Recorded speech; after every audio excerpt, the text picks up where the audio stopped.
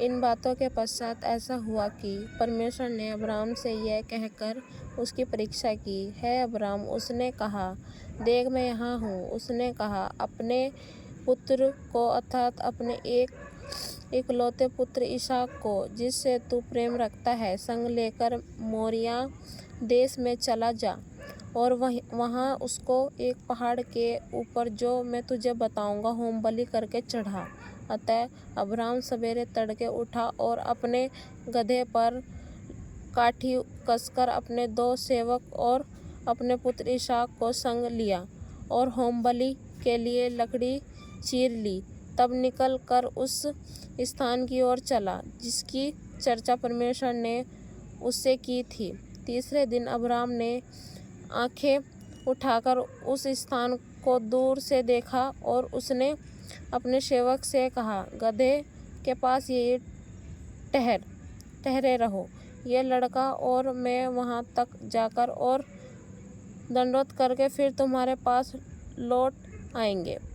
तब अब्राम ने होमबलि की लकड़ी ले अपने पुत्र इसहाक पर लादी और आग और छुरी को अपने हाथ में लिया और वे दोनों एक साथ चल पड़े। इसहाक ने अपने पिता अब्राम से कहा, हे मेरे पिता। उसने कहा, हे मेरे पुत्र, क्या बात है? उसने कहा, देख आग और लकड़ी तो है, पर होमबलि के लिए भेड़ कहाँ है? अब्राम ने कहा, हे मेरे पुत्र, परमेश्वर होमबलि की भेड़ का उपाय आप ही करेगा। और वे दोनों संग संग आगे चलते गए। जब वे उस स्थान को जिसे परमेश्वर ने उसको बताया था पहुँचे, तब अब्राम ने वहाँ वेदी बनाकर लकड़ी को चूर कर रखा और अपने पुत्र इसहाक को बांधकर वेदी पर की लकड़ी के ऊपर रख दिया। फिर अब्राम ने हाथ बढ़ाकर छुरी को ले लिया कि अपने पुत्र को बलि करे।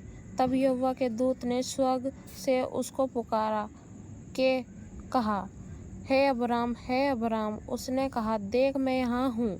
उसने कहा, उस लड़के पर हाथ मत बढ़ा और ना उससे कुछ कर, क्योंकि तूने जो मुझसे अपने पुत्र वरन अपने इकलौते पुत्र को भी नहीं रख छोड़ा, इससे मैं अब जान गया कि तू परमेश्वर का भय मानता है। तब अब्राम ने आंखें उठाई और क्या देखा कि उसके पीछे एक मेढ़ा अपने सींगों से एक झाड़ी में से फंसा हुआ है। अतः अब्राम ने जाके उस मेढ़े को लिया और अपने पुत्र के स्थान पर उसे होमबलि करके चढ़ाया। अब्राम ने उस स्थान का नाम यहोवा यिरे रखा। इसके अनुसार आज तक भी कहा जाता है कि यहोवा के पहाड़ पर उपाय किया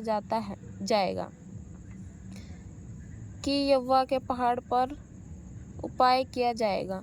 फिर यहोवा के दूत ने दूसरी बार स्वर्ग से अब्राम को पुकारा के कहा, यहोवा की यह वाणी है कि मैं अपनी ही ये शपथ खाता हूँ कि तूने जो ये काम किया है कि अपने पुत्र वरन अपने इकलौते पुत्र को भी नहीं रख छोड़ा, इस कारण मैं निश्चय तुझे आशीष दूंगा और निश्चय तेरे वंश को आकाश के तारागण और समुद्र के तीर की बालू के किनकों के समान अनगिनत करूंगा। और तेरा वंश अपने शत्रुओं के नगरों का अधिकारी होगा और पृथ्वी की सारी जातियां अपने को तेरे वंश के कारण धन्य मानेगी, क्योंकि तूने मेरी बात मानी है।